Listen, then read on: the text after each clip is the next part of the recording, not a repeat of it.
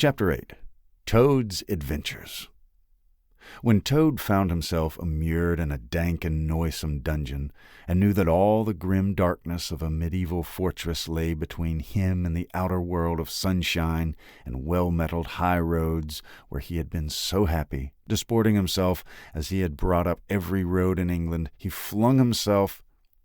Disporting himself as if he had bought up every road in England, he flung himself at length on the floor and shed bitter tears and abandoned himself to dark despair.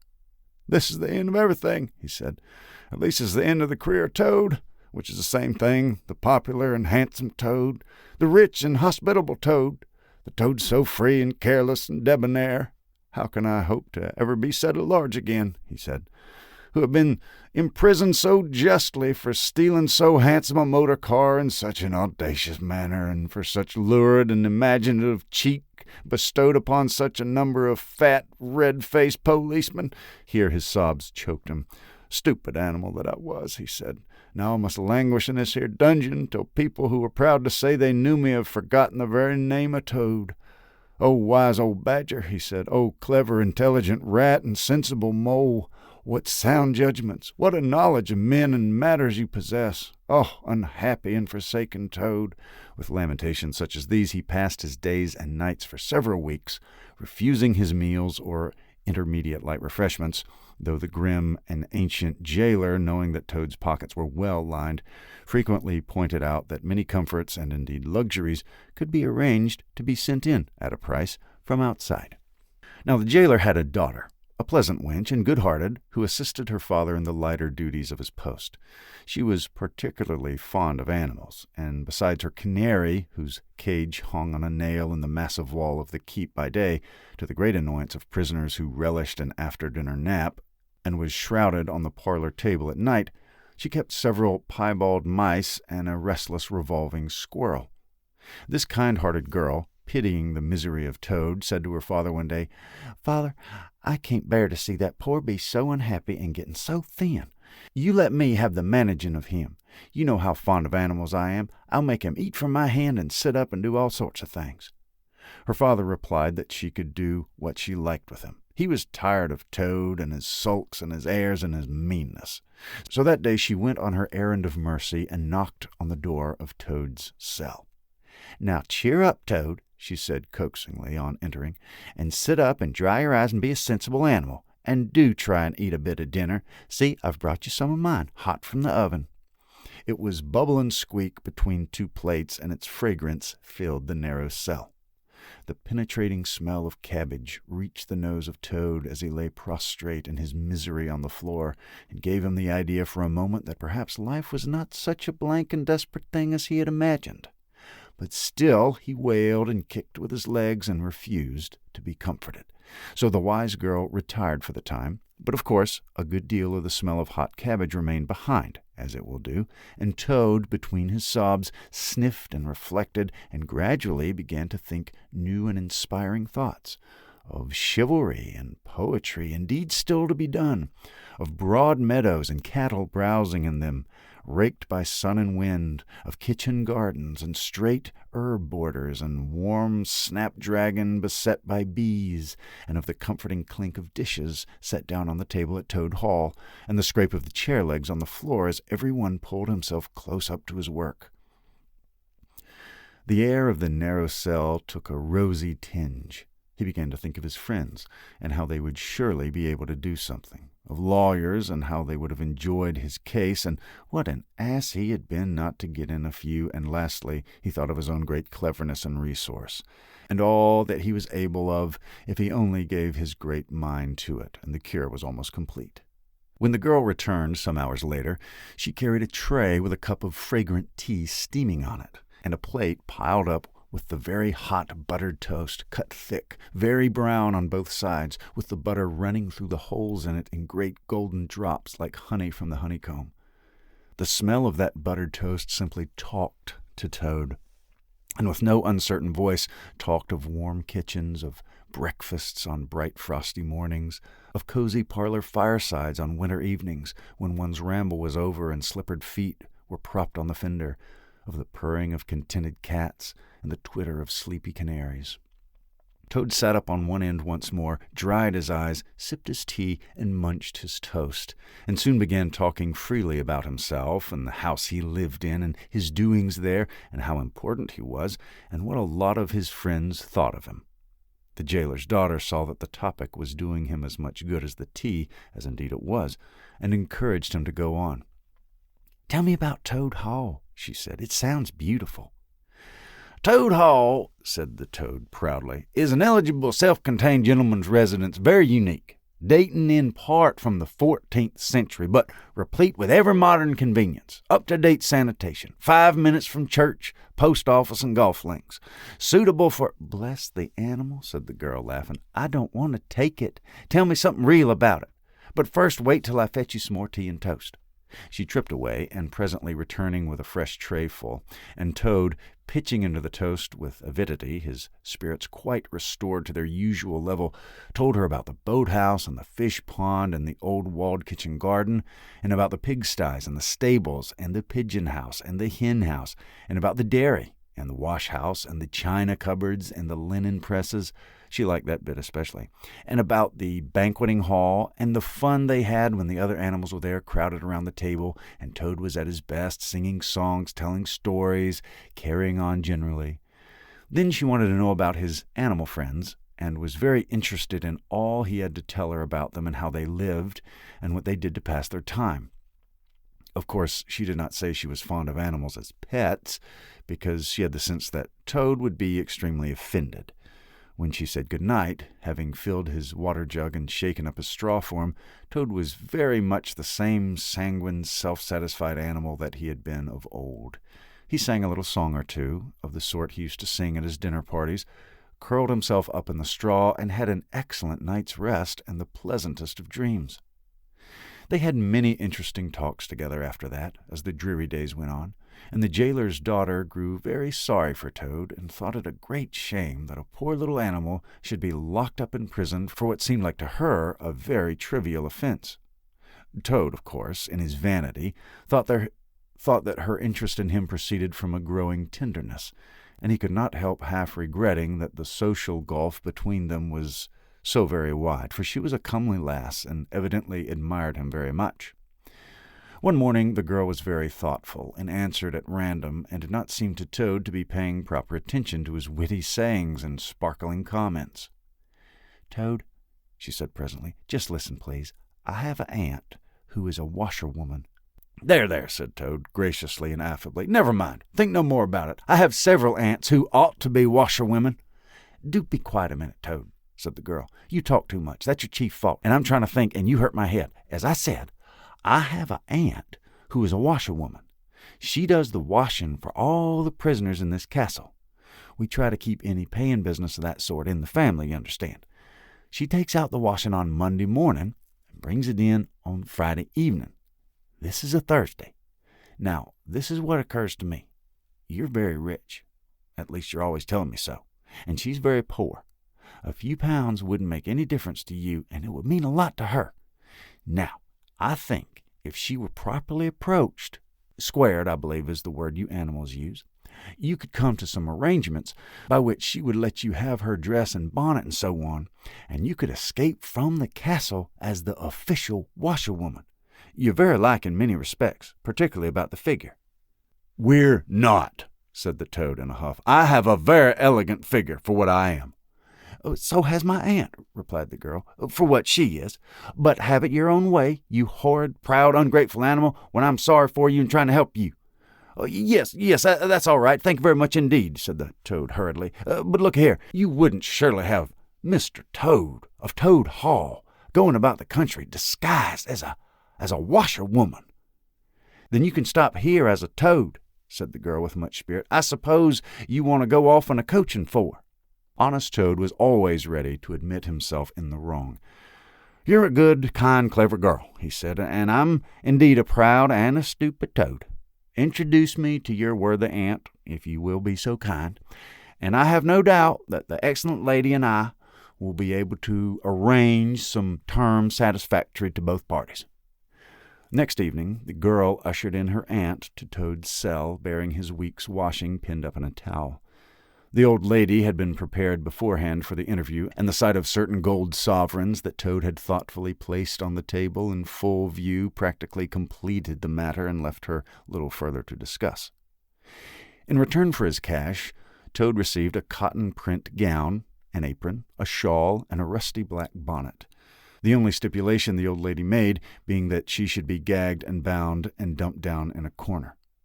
By this not very convincing artifice, she explained, aided by picturesque fiction, which she could supply herself, she hoped to retain her situation in spite of the suspicious appearance of things. Toad was delighted with the suggestion. It would enable him to leave the prison in some style, and with his reputation for being a desperate and dangerous fellow untarnished, and he readily helped the jailer's daughter to make her aunt appear as much as possible the victim of circumstances over which she had no control. "Now it's your turn, Toad," said the girl. "Take off that coat and waistcoat of yours. You're fat enough as it is." Shaking with laughter, she proceeded to hook and eye him into the cotton print gown, arranged the shawl with a professional fold, and tied the strings of the rusty bonnet under his chin. "You're the very image of her," she giggled, "only I'm sure you've never looked half so respectable in all your life before. Now goodbye, Toad, and good luck. Go straight down the way you came, and if anyone says anything to you, as they probably will, being but men, you can chaff back a bit, of course, but remember, you're a widow woman, quite alone in the world, with a character to lose." With a quaking heart, but as firm a footstep as he could command, Toad set forth cautiously on what seemed to be a most harebrained and hazardous undertaking. But he was soon agreeably surprised to find how easy everything was made for him, and a little humbled at the thought that both his popularity and the sex that seemed to inspire it were really another's.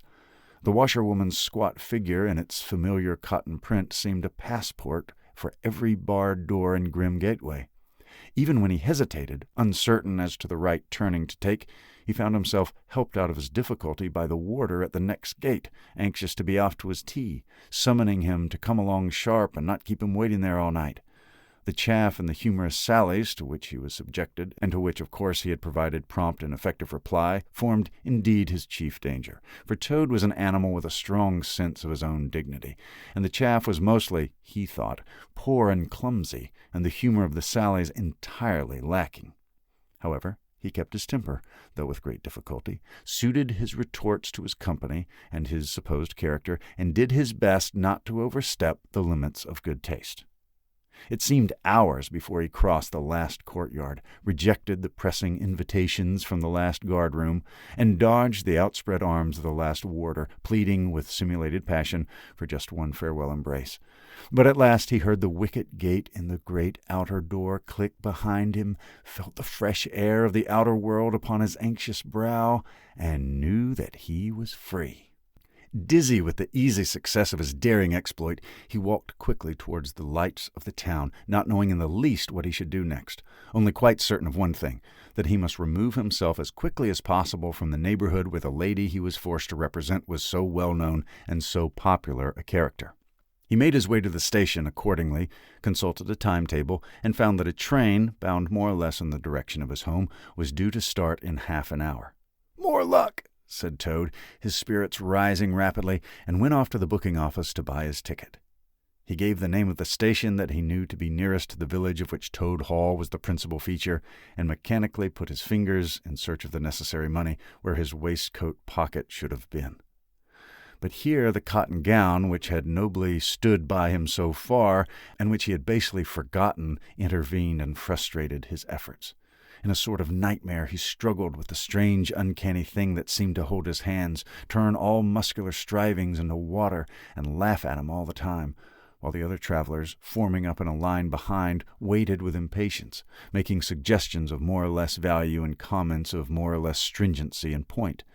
At last, somehow, he never rightly understood how, he burst the barriers, attained the goal, arrived at where all waistcoat pockets are eternally situated, and found not only no money, but no pockets to hold it, and no waistcoat to hold the pocket.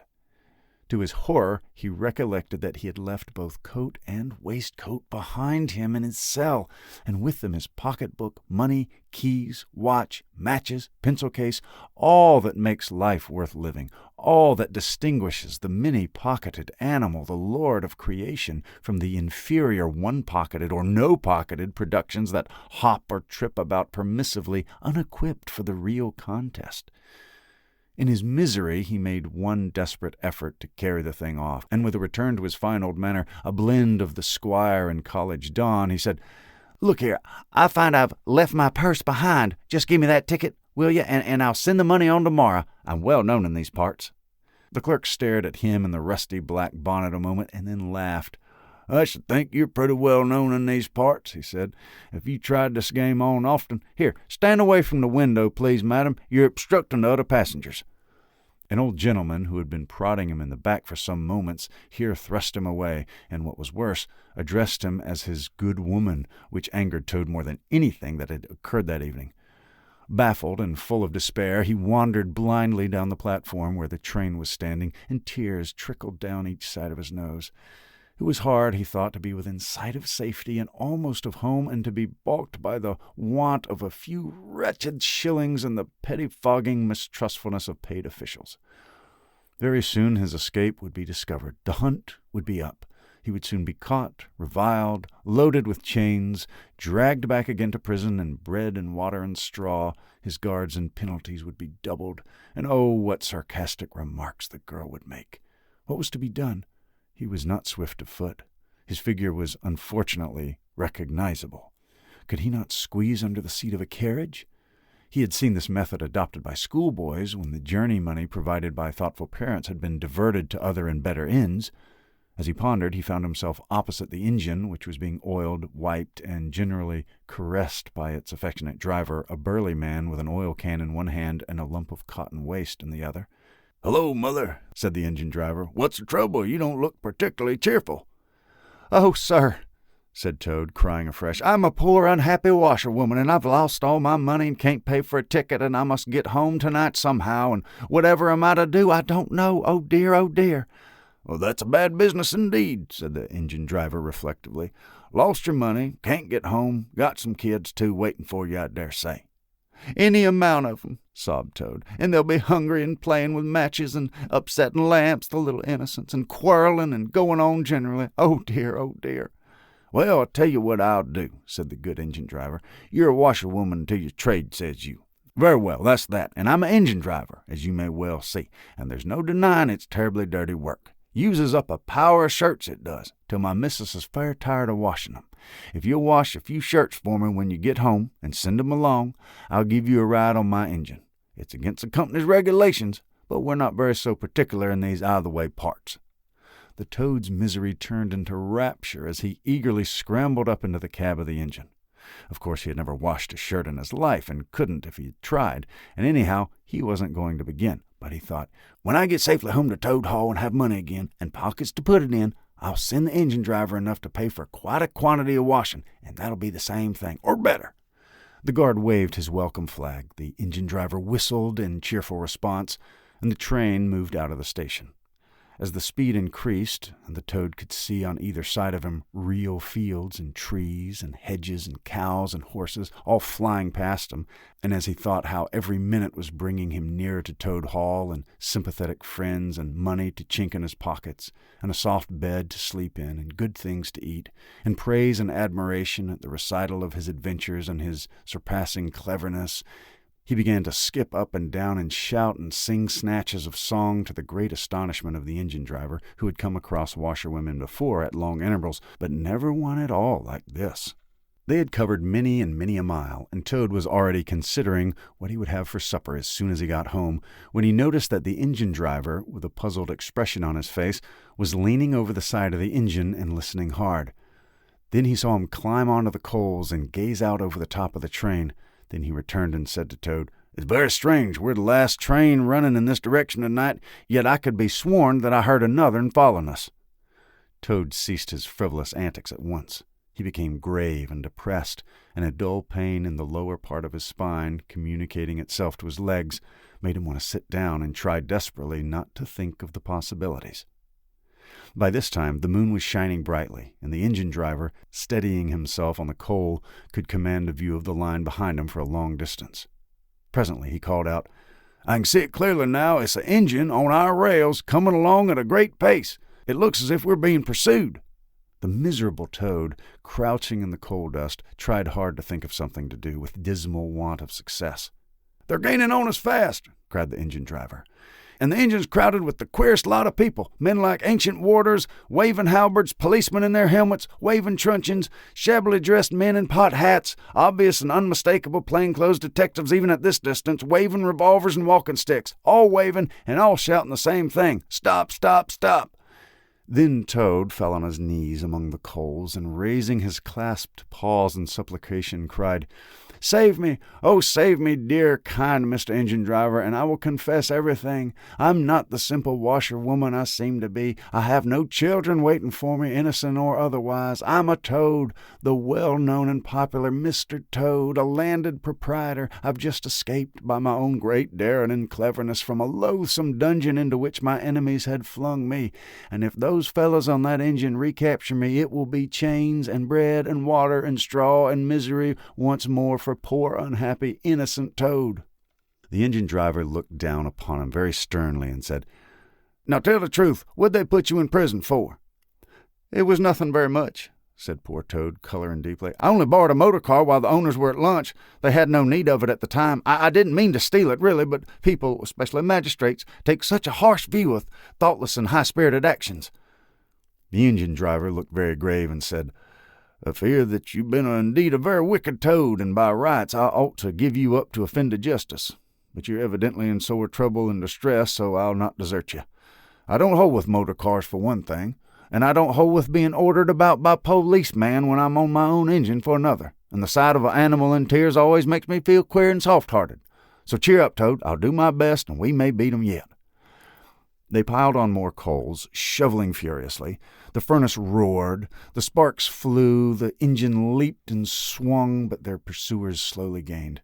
The engine driver, with a sigh, wiped his brow with a handle of cotton waste and said, "I'm afraid it's no good, Toad. You see, they're running light, and they have a better engine. There's just one more thing left for us to do, and it's your only chance, so attend very carefully to what I'm about to tell you. A short way ahead of us is a long tunnel. On the other side of that line passes through a thick wood. Now, I'll put on all the speed I can while we're running through that tunnel, but the other fellows will slow down a little bit, naturally, for fear of accident. When we're through, I will shut off the steam and put on the brakes as hard as I can, and the moment it's safe to do so, you must jump and hide in the wood before they get through the tunnel and see you. Then I'll go full speed ahead again, and they can chase me if they like, for as long as they like and as far as they like. Now mind and be ready to jump when I tell you to." They piled on more coals, and the train shot into the tunnel, and the engine rushed and roared and rattled, till at last they shot out at the other end into fresh air and the peaceful moonlight, and saw the wood lying dark and helpful upon either side of the line. The driver shut off the engine and put on the brakes. The Toad got down on the step, and as the train slowed down to an almost walking pace, he heard the driver call out, "Now jump!" Toad jumped, rolled down a short embankment, picked himself up unhurt, scrambled into the wood, and hid. Peeping out, he saw his train get up to speed again and disappear at a great pace. Then out of the tunnel burst the pursuing engine, roaring and whistling, her motley crew waving their various weapons and shouting, "Stop, stop, stop!" When they were past, the Toad had a hearty laugh, for the first time since he was thrown into prison. But he soon stopped laughing when he came to consider that it was now very late and dark and cold, and he was in an unknown wood with no money and no chance of supper, and still far from friends and home, and the dead silence of everything after the roar and rattle of the train was something of a shock.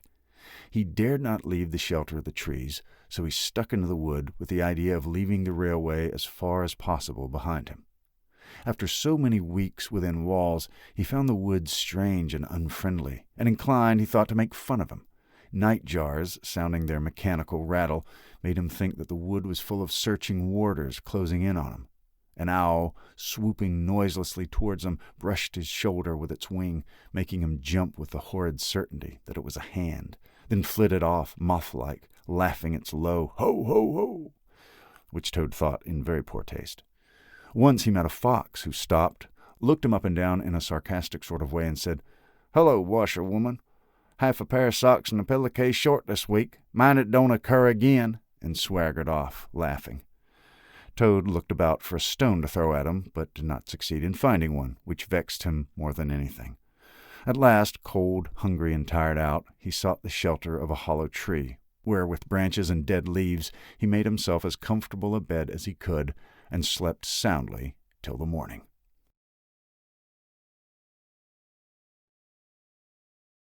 Chapter 9. Wayfarers All. The water rat was restless, and he did not exactly know why. To all appearance, the summer's pomp was still at fullest height, and although in the tilled acres green had given way to gold, though rowans were reddening and the woods were dashed here and there with a tawny fierceness, yet light and warmth and color were still present in undiminished measure, clean of any chilly premonitions of the passing year. But the constant chorus of the orchards and hedges had shrunk to a casual evensong from a few yet unwearied performers. The robin was beginning to assert himself once more, and there was a feeling in the air of change and departure. The cuckoo, of course, had been long silent, but many other feathered friend, for months a part of the familiar landscape and its small society, was missing too, and it seemed that the ranks thinned steadily by the day. Rat, ever observant of all winged movement, saw that it was taking daily a southing tendency, and even as he lay in bed at night, he thought he could make out, passing in the darkness overhead, the beat and quiver of impatient pinions, obedient to the peremptory call.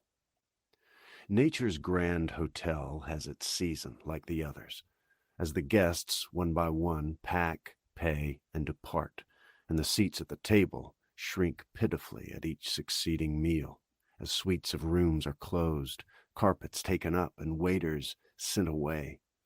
These boarders who are staying on in pension until the next year's full reopening cannot help being somewhat affected by all these fittings and farewells, this eager discussion of plans, routes, and fresh quarters, this daily shrinkage in the stream of comradeship.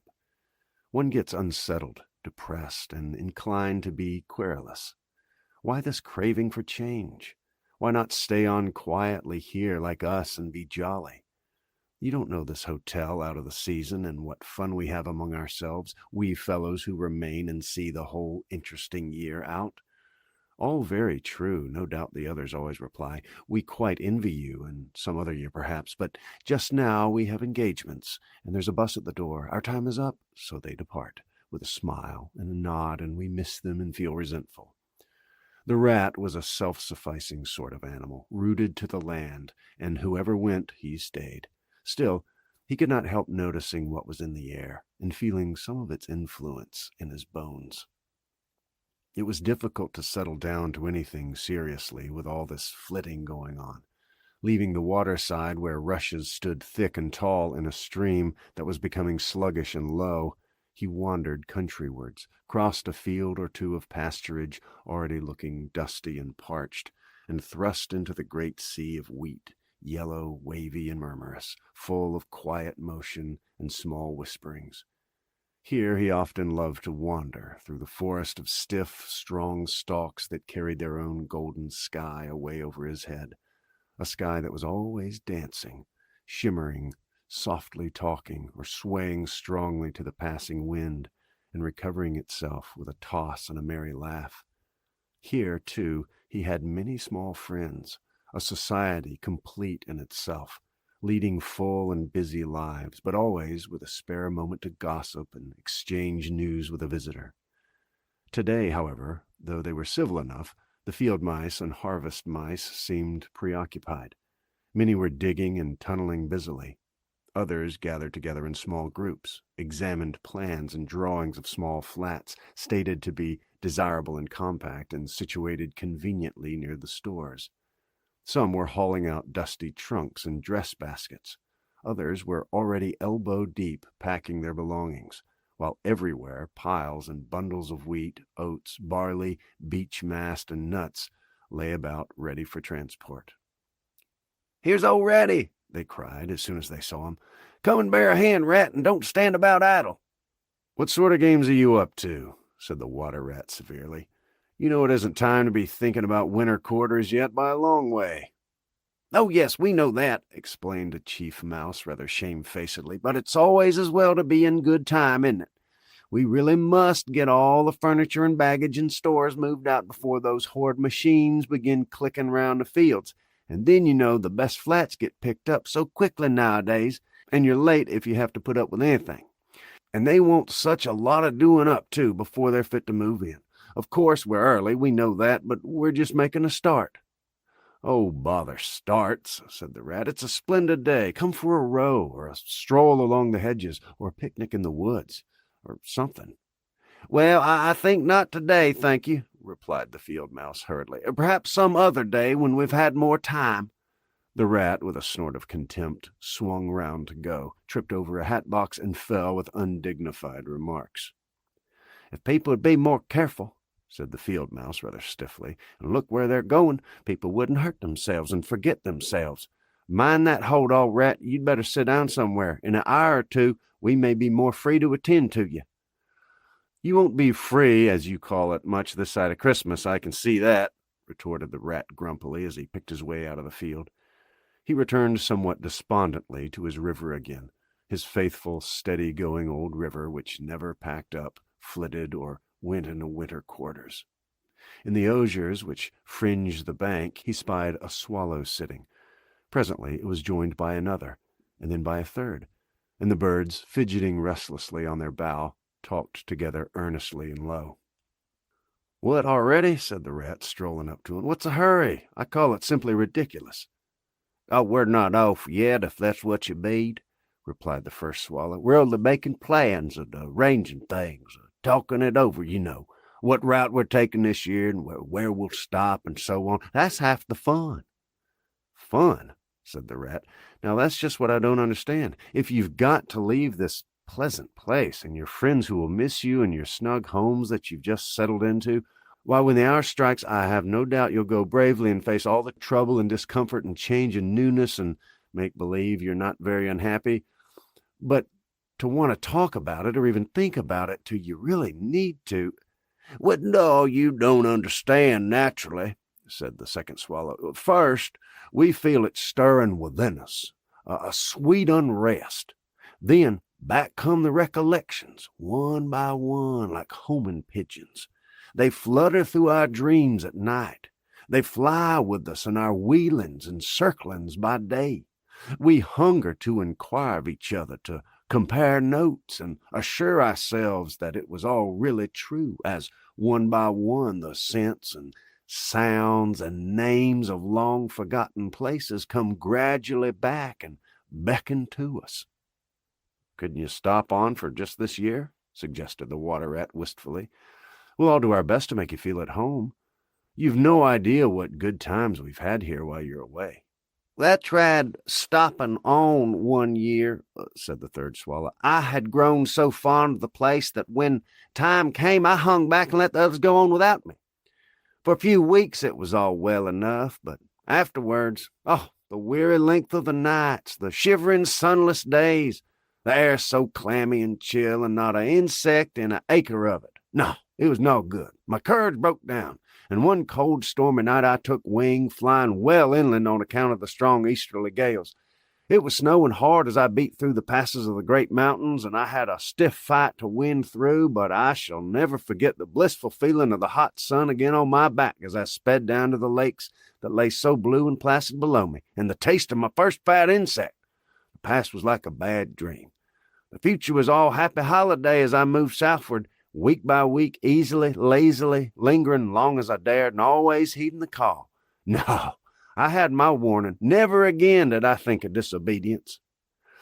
"Ah, yes, the call of the South, twittered the other two dreamily. "Its songs, its hues, its radiant air. Oh, do you remember?" And forgetting the rat, they slid into passionate reminiscence while he listened, fascinated, and his heart burned within him.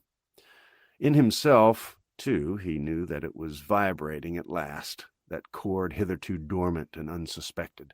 The mere chatter of these southern-bound birds, their pale and second-hand reports, had yet power to awaken this wild new sensation and thrill him through and through with it. What would one moment of the real thing work in him? One passionate touch of the real southern sun, one waft of the authentic odor. With closed eyes, he dared to dream a moment in full abandonment, and when he looked again, the river seemed steely and chill, the green fields gray and lightless. Then his loyal heart seemed to cry out on his weaker self for its treachery. "Why do you ever come back at all, then?" he demanded of the swallows jealously.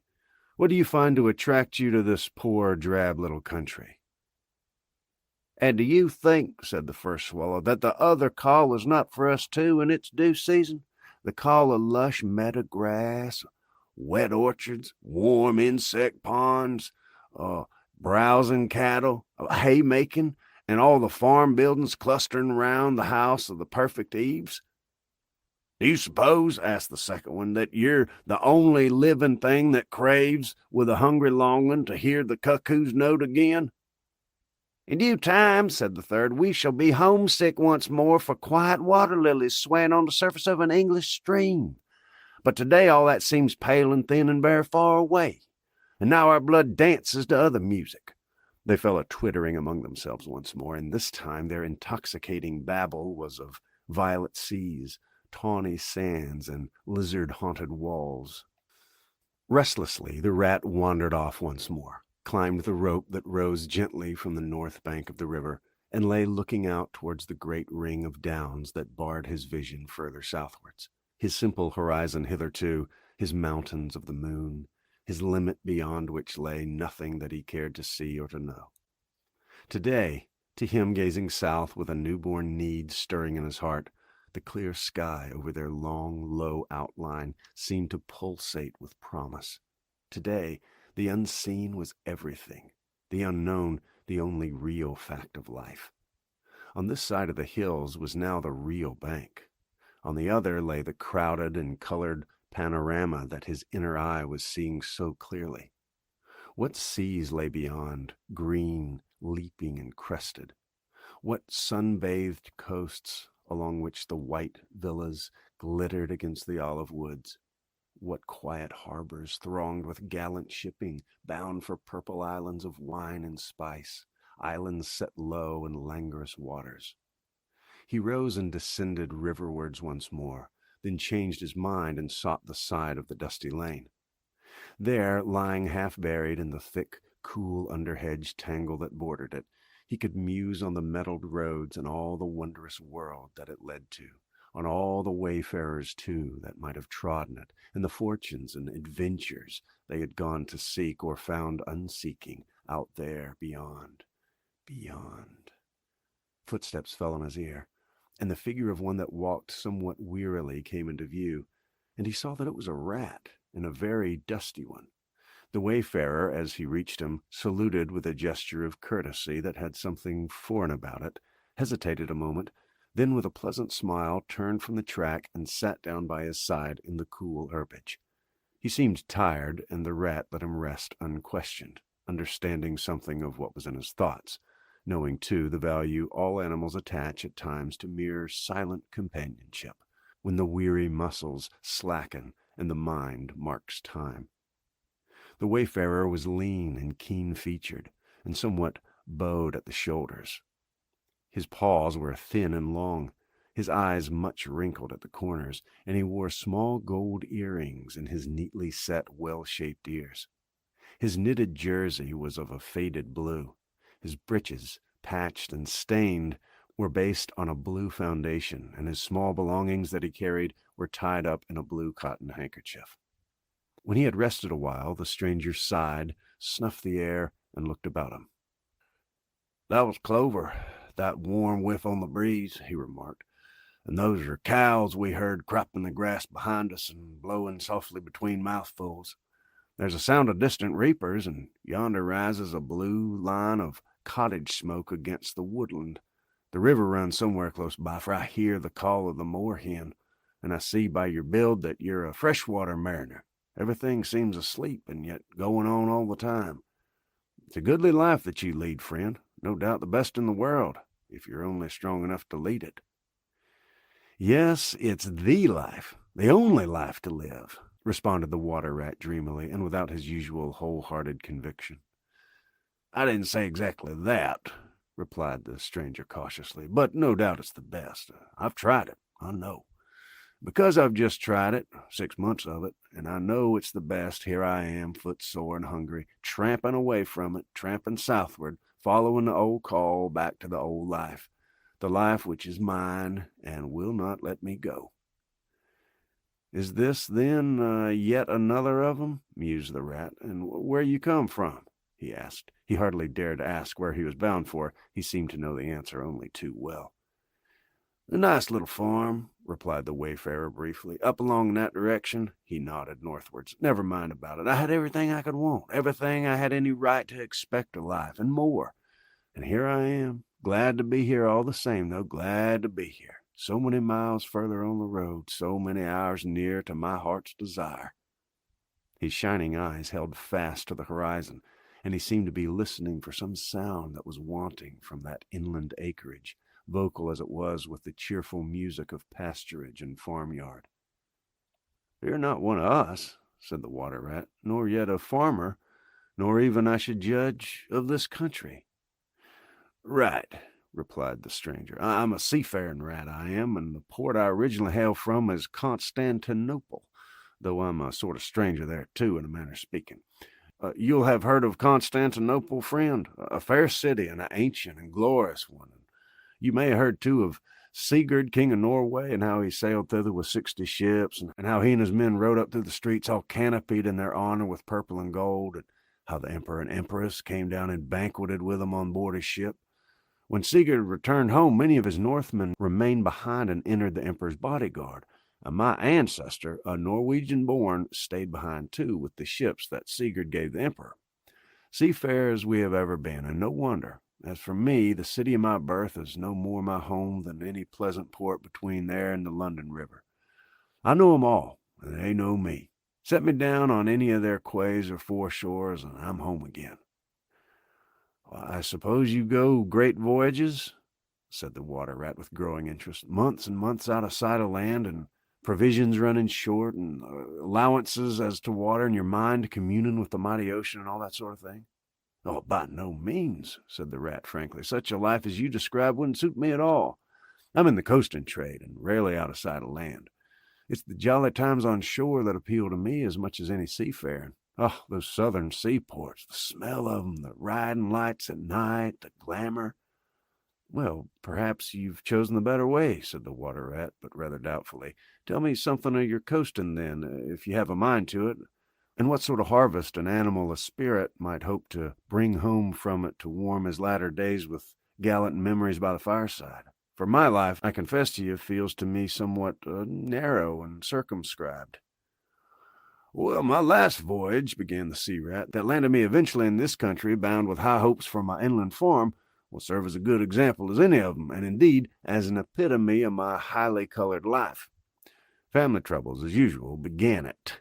The domestic storm cone was hoisted, and I shipped myself on board a small trading vessel bound from Constantinople, by classic seas whose every wave throbs with a deathless memory to the Grecian islands and the Levant. Those were golden days and balmy nights, in and out of harbor all the time, old friends everywhere, sleeping in some cool temple or ruined cistern during the heat of the day, feasting and song after sundown under the great stars set in the velvet sky. Thence we turned and coasted up the Adriatic, its shores swimming in an atmosphere of amber, rose, and aquamarine. We lay in wide, landlocked harbors. We roamed through ancient and noble cities until, at last, one morning, as the sun rose royally behind us, we rode into Venice down a path of gold. Oh, Venice is a fine city, where a rat can wander at his ease and take his pleasure, or, when wandering, can sit at the edge of the Grand Canal at night, feasting with his friends, when the air is full of music and the sky full of stars, and the lights flash and shimmer on the polished steel prows of the swaying gondolas, packed so that you could walk across the canal on them from side to side. And then the food. You like shellfish? Well, we won't linger on that now. He was silent for a time, and the water rat, silent too and enthralled, floated on dream canals and heard a phantom song pealing high between vaporous gray, wave-lapped walls. Southwards we sailed again at last, continued the sea rat, coasting down the Italian shore, till finally we made Palermo. And there I quitted for a long, happy spell on shore. I never stick too long to one ship. One gets narrow-minded and prejudiced. Besides, Sicily is one of my happy hunting grounds. I know everybody there, and their ways just suit. I spent many jolly weeks on that island, staying with friends up country. When I grew restless again, I took advantage of a ship that was trading to Sardinia and Corsica, and very glad I was to feel the fresh breeze and the sea spray in my face once more. But isn't it very hot and stuffy down in the hold, I think you called it? Asked the water rat. The seafarer looked at him with the suspicion of a wink. I'm an old hand, he remarked with much simplicity. The captain's cabin's good enough for me. It's a hard life by all accounts, murmured the rat, sunk in deep thought. For the crew it is, replied the seafarer gravely, again with the ghost of a wink. From Corsica, he went on, I made use of a ship that was taking wine to the mainland. We made a lacio in the evening, lay to, hauled up our wine casks, and hove 'em overboard, tied one to the other by a long line.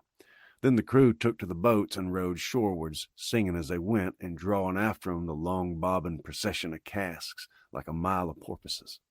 On the sand they had horses waiting, which dragged the casks up the steep street to the little town with a fine rush and clatter and scramble. When the last cask was in, we went and refreshed and rested, and sat late into the night drinking with our friends. The next morning, I took to the great olive woods for a spell and a rest. For now I had done with islands for a time, and the ports and shipping were plentiful. So I led a lazy life among the peasants, lying and watching them work, or stretched high on the hillside with the blue Mediterranean far below me. And so at length, by easy stages, and partly on foot, partly by sea, to Marseille, and the meeting of old shipmates, and the visiting of great ocean-bound vessels, and feasting once more. Talk of shellfish. Why, sometimes I dream of the shellfish in Marseille and wake up crying. That reminds me, said the polite water rat. You happened to mention that you were hungry, and I ought to have spoken earlier. Of course you'll stop and take your midday meal with me. My hole's close by. It's some time past noon, and you're very welcome to whatever's there. Now that's what I call kind... Now I call that kind and brotherly of you, said the sea rat.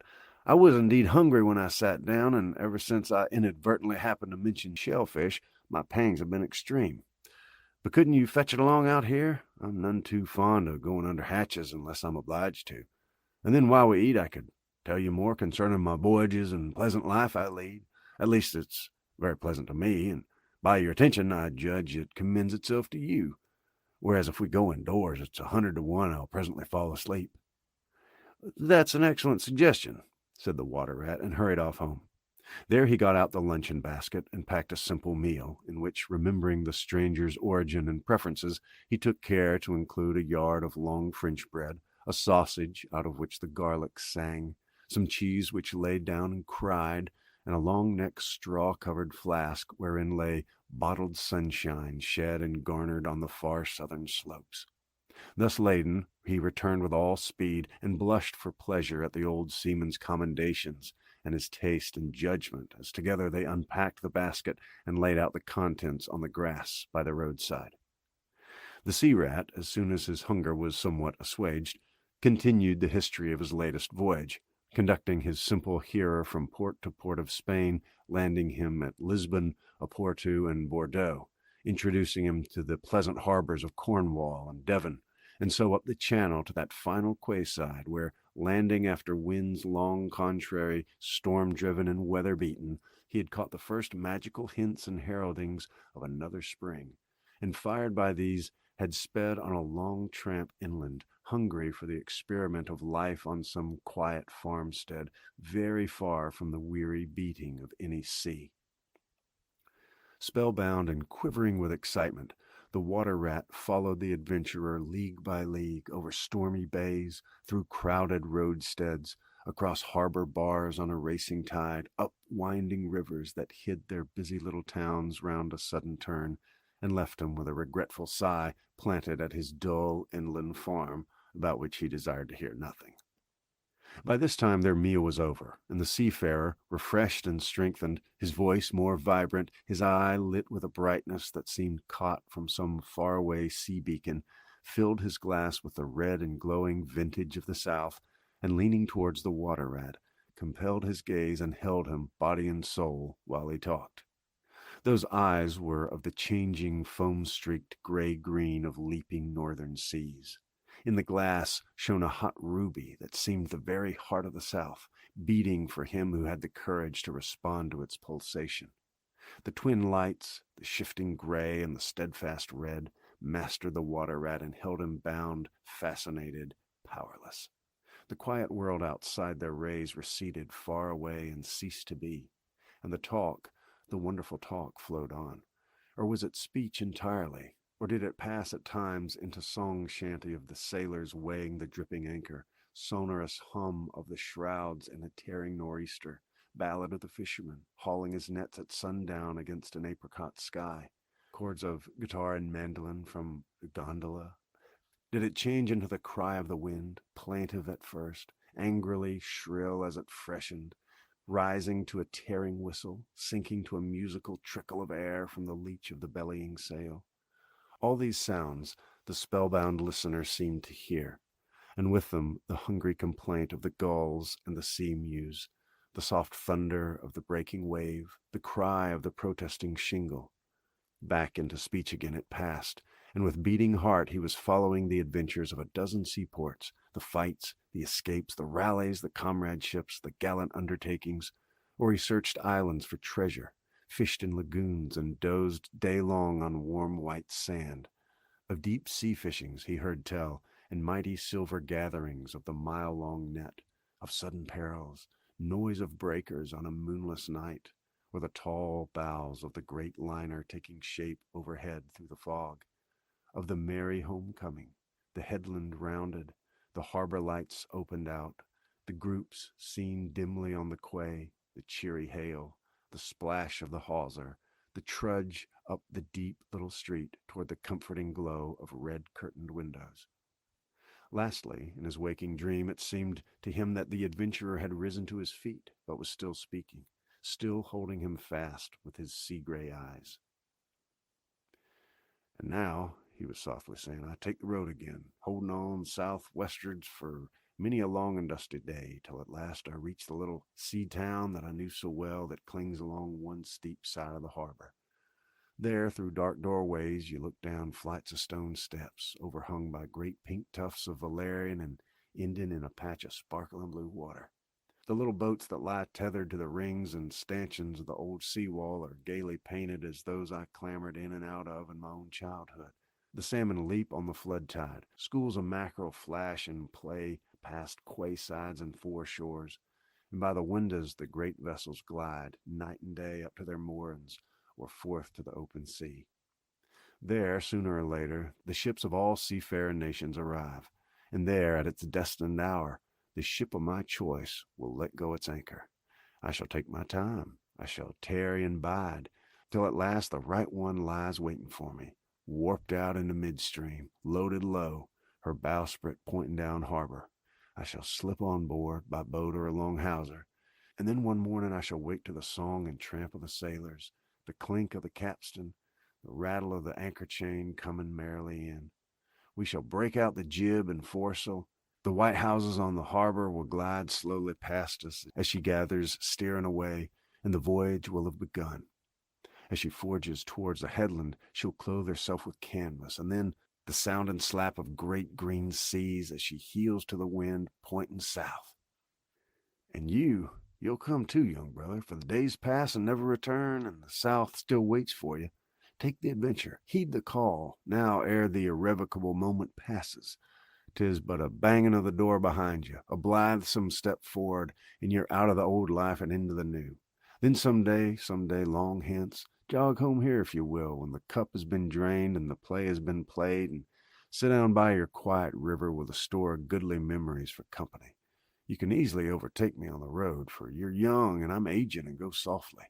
I'll linger and look back, and at last I'll surely see you coming, eager and light-hearted, with all the South in your face."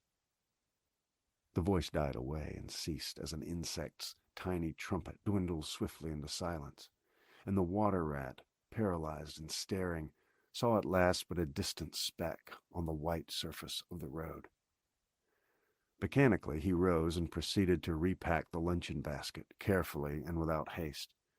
Mechanically, he returned home, gathering together a few small necessaries and special treasures he was fond of, and put them in a satchel, acting with slow deliberation, moving about the room like a sleepwalker, listening ever with parted lips. He swung the satchel over his shoulder, carefully selected a stout stick for his wayfaring, and with no haste, but with no hesitation at all, he stepped across the threshold just as Mole appeared at the door. "Why, where are you off to, Ratty?" asked the Mole in great surprise, grasping him by the arm.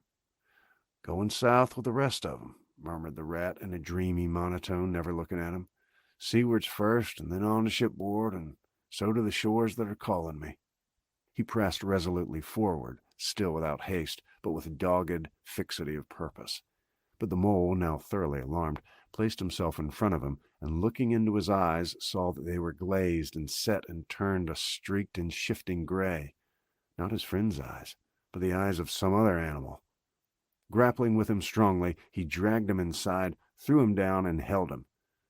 The Rat struggled desperately for a few moments, and then his strength seemed suddenly to leave him, and he lay still and exhausted, with closed eyes, trembling. Presently the Mole assisted him to rise and placed him in a chair, where he sat collapsed and shrunken into himself, his body shaken by a violent quivering, passing in time into a hysterical fit of dry sobbing.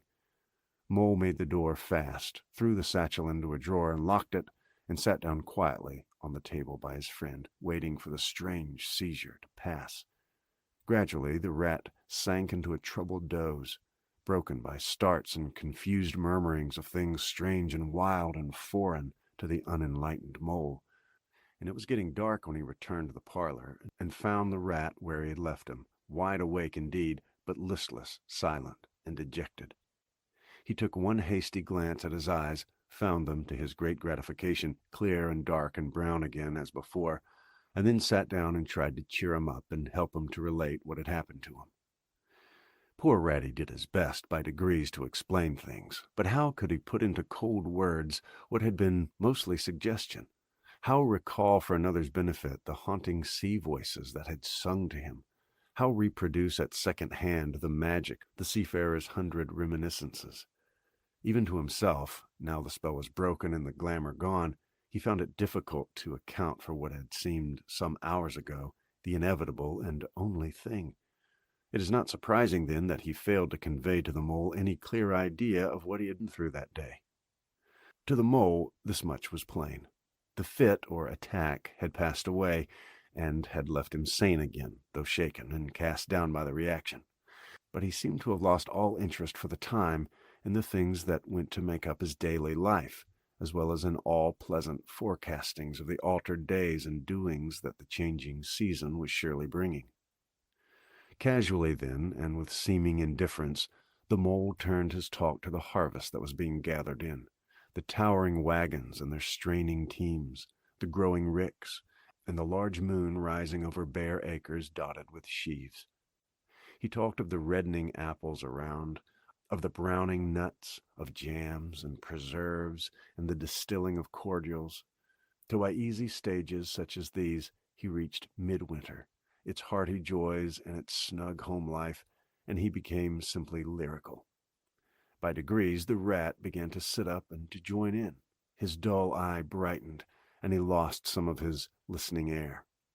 Presently the tactful Mole slipped away and returned with a pencil and a few half-sheets of paper, which he placed on the table at his friend's elbow. "It's quite a long time since you did any poetry," he remarked. "You might have a try at it this evening, instead of, brooding over things so much. I have an idea that you'll feel a lot better when you've got something jotted down, if it's only just the rhymes." The Rat pushed the paper away from him wearily, but the discreet Mole took occasion to leave the room, and when he peeked in again some time later, the Rat was absorbed and deaf to the world, alternately scribbling and sucking the top of his pencil. It's true that he sucked a good deal more than he scribbled, but it was joy to the Mole to know that the cure had at least begun.